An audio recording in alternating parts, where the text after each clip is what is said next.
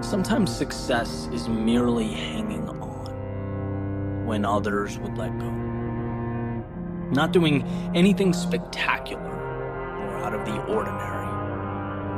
Not leaping a mile or jumping over a mountain, but simply carrying on.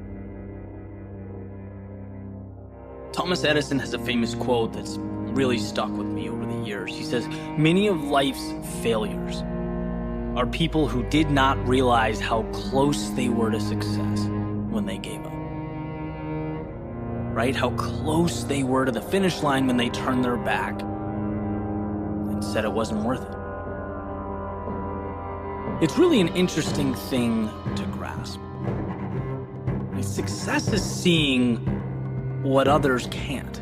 It's believing when others don't. It's taking the abstract, those visions, those pictures in your head, the make-believe, and finding the courage to make them real, bring them to life. It's this constantly evolving process, and it grows a little bit every single day. Sometimes we feel that progress, we feel the momentum, we do something big and it's exciting. And sometimes the progress feels small. And then there are times when we get knocked down and we don't see it at all.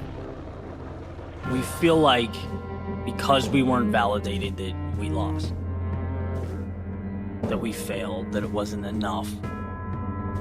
We forget that's part of the process, that progress is a journey.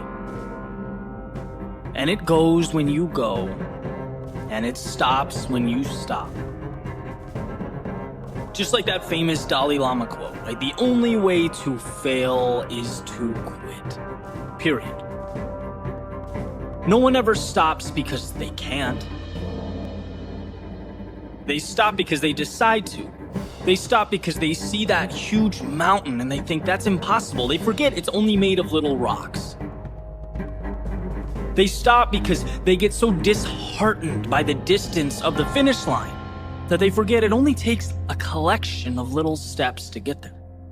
You don't have to leap the entire distance. You know, I've been there. Right? This is me speaking from experience. It took me years to figure it out. And even now, life is rapidly evolving. I've poured my heart into things that, let's be honest, no one cared about. I've invested in opportunities that fell apart right in front of me. And each time it felt like the end of the world. I've been lost. I've been unsure. Gotten up after things didn't go as planned and it felt like a loser. I had to look myself in the mirror and pick myself back up off the floor. But there's one thing that I kept doing that I never thought twice about. And that's continuing on. Whether life lifted me up or it beat me down, my plan for tomorrow was always the same. Get up and try again. Keep going. And as I sat down this morning with my pen and a piece of paper, I thought, what's the one thing I would want to be told if I started out again? What's the one thing that people need to hear most? And it's to simply keep going. Keep taking steps. Because one day the world will start to make sense. And you'll look around and you will be thankful for one thing. That when most would have stopped, you didn't. When the world said no, you said yes. There is nothing so powerful as a soul that refuses to back down. See, persistence is not an important thing or an essential thing. It's everything. So live as to see, not what can be lost, but what will be gained.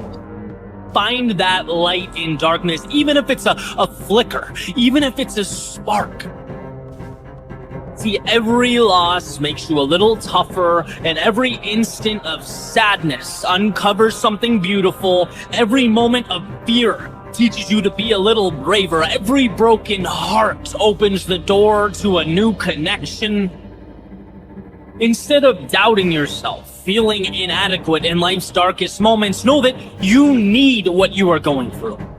You are uncovering the little victories hidden in plain view. So when the world feels like too much, and your patience is thin, be stronger than that voice in your head begging you to think small. Stand on every experience, the good and the bad. Let it elevate you to a beautiful tomorrow. If there's time, then there's time to turn things around. If there is a tomorrow, then there is hope today. The only have-to-bes in life are the ones we prop up and adhere to. And how interesting that oftentimes we don't even realize we're the ones holding them up. There's a simple question that I like to ask as the sun comes up and the coffee brews. Am I living today like it's an obligation or something more?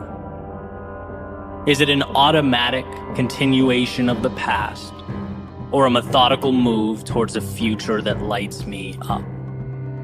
And these aren't small distinctions, right? I've lived both ways. I've felt what it's like to feel both.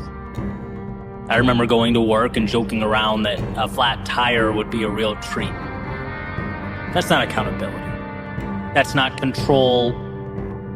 That's essentially living life as a jellyfish floating along with the tide.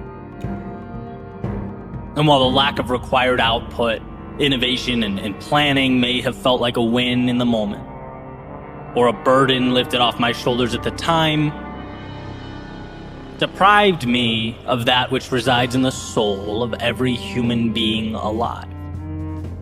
Purpose. Personal agency. See, you can only go so far, so long being the spectator of your own journey. You can only go so long looking out the window before you wonder just what it'd be like to be behind the wheel. When we put our actions up against the question, why? It astounds me how many things are done because it's what we've always done. We act like we're expected to act, think like we're expected to think, see who we're expected to see, but expected by whom?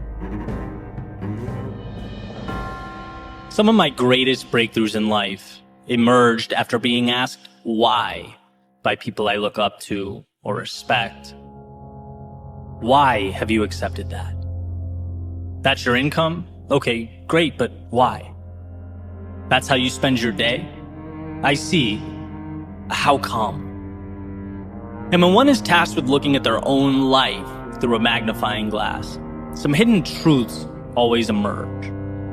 It shines a spotlight in the corner of the room, illuminating those shadows where one can, if they look hard enough, make out the wolf in sheep's clothing. That is the phrase, because that's how I've always done it. We get in life what we accept.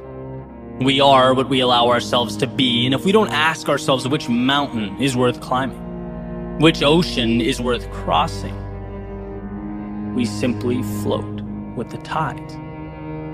We're at the mercy of the winds. We forfeit the mastery over our own lives that awaits if we're willing to take that wheel and navigate.